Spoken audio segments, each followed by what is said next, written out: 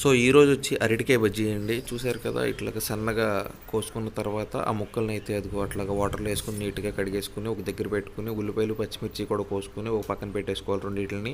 Next అయితే ఆయిల్ని ఈలోపు బాయిల్ చేస్తూ ఉంటే పక్కనే మనం పిండి తీసుకుని అందులోకి సాల్టు, వాము, కారం కూడా వేసుకుని అట్లా మిక్స్ చేసుకుని నెక్స్ట్ వాటర్ పోసుకుని దాన్ని కూడా మళ్ళీ ఒకసారి మిక్స్ చేసుకోవాలి. నెక్స్ట్ నిమ్మప్పు వేసి వాటిని ఆయిల్లో వేయాలి. ఛానల్ అయితే సబ్స్క్రైబ్ చేసుకుని నాకు కొంచెం సపోర్ట్ చేయండి. వీటి టేస్ట్కి వచ్చేసరికి అయితేనండి చాలా అంటే చాలా బాగుంది వేడివేడిగా తింటుంటే.